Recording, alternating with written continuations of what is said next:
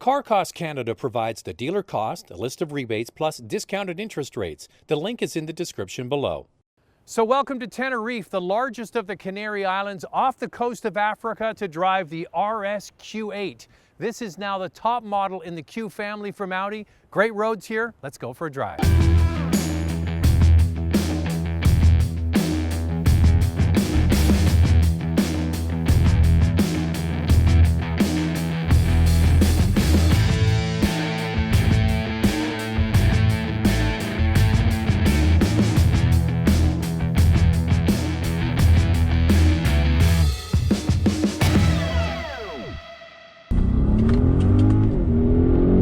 Welcome to the RS Q8, a special vehicle in a special place. This car is quite incredible, not only because of the performance, but what it's able to do in everyday situations.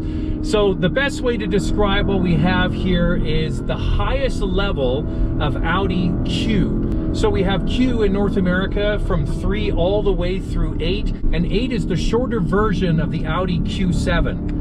And just a beautiful looking vehicle to start with. And I'm going to put up here the video I did of my Q8 review that was done in the Atacama Desert in Chile. And I want you to watch that because that basically describes the difference between the Q8 and the Q7. And then you take that already beautiful vehicle with its coupe-like silhouette, sportier looking lines, and take it up a whole other notch and make it an RS. So now it is the top vehicle in the Q line with the most power and certainly, in my opinion, the best looks.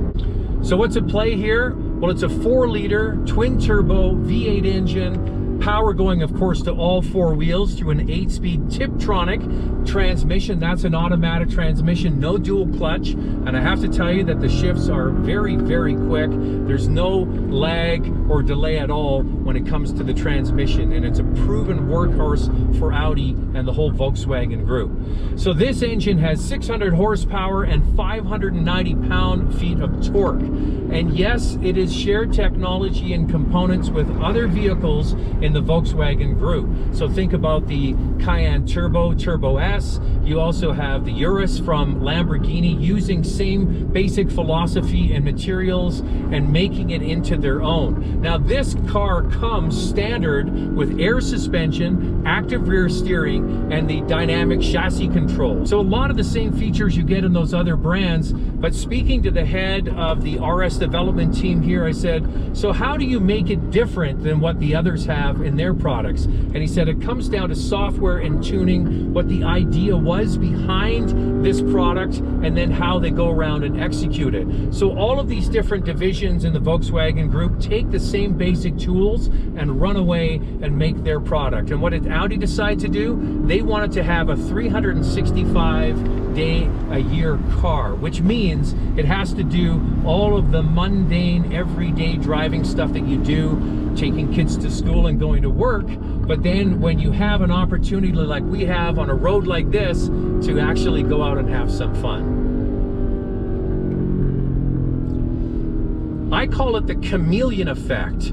This vehicle has the ability, with the RS switches here on the steering wheel, to set them up into different ways. Can you hear the difference there? This is, I'll put it in RS1. Now I've set up RS1 to have the most aggressive suspension, steering, and engine. And then you hit RS2, and I've had it at the most mellow.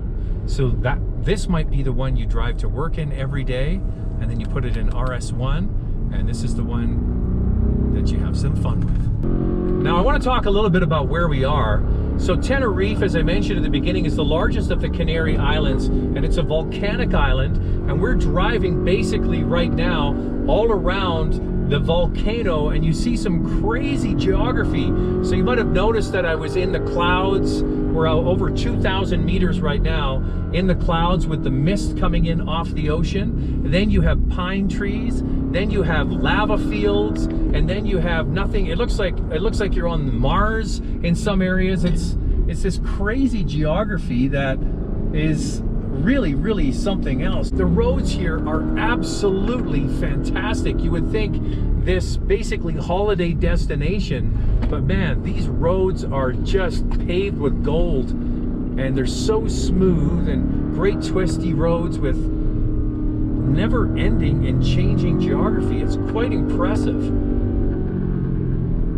And I guess you could say the same thing for the car, never ending and changing settings. So you have the drive select system that you can have, you know, comfort, auto, dynamic. We've seen that in other Audi products before, but then you have the 2 RS switches.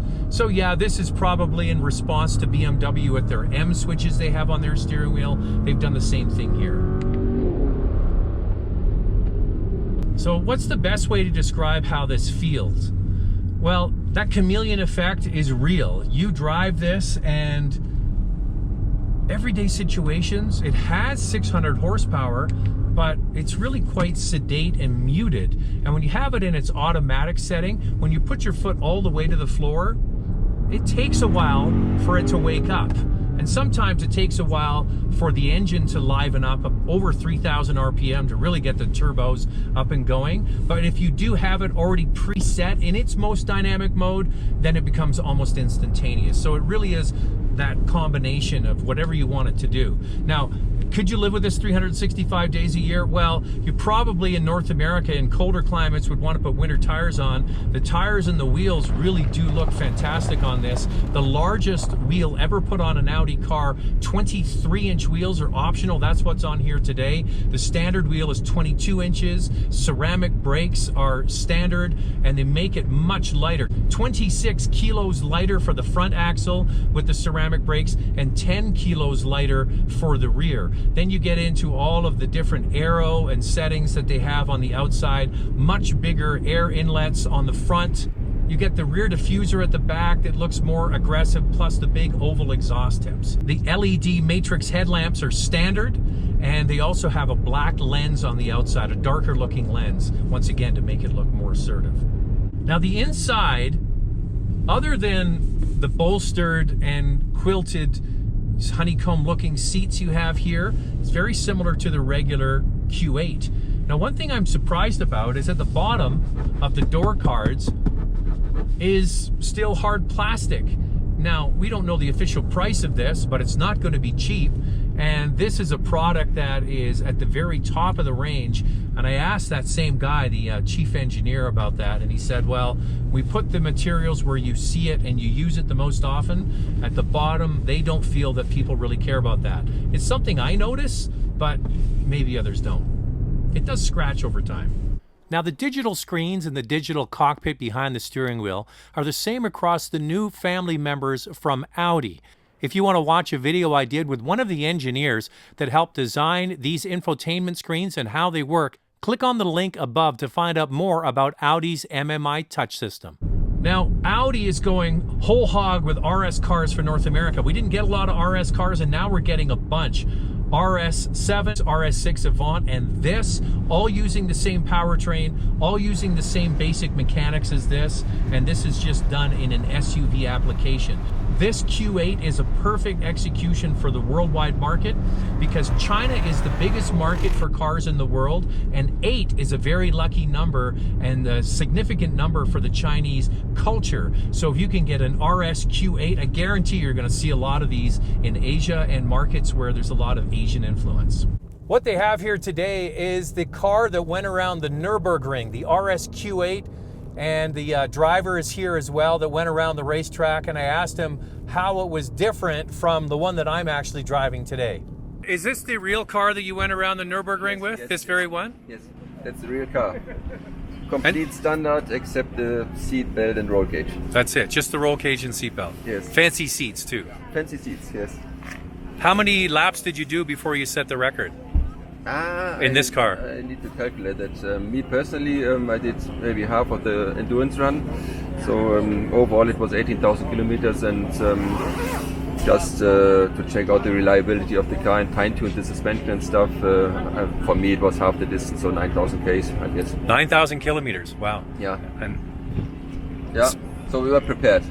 So when does the RS Q8 arrive? In the summer of 2020, so we don't have that much longer to wait for this. This is part of a full-on RS onslaught from Audi. So this SUV with 600 horsepower and almost 600 pound-feet of torque is an incredible beast, but really quite remarkable in the fact that it is really easy to drive every day.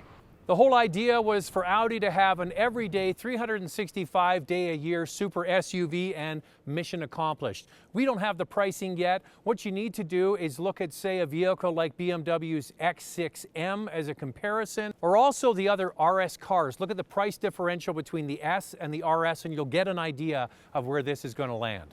RS, really sexy. Car Cost Canada provides the dealer cost, a list of rebates, plus discounted interest rates. The link is in the description below.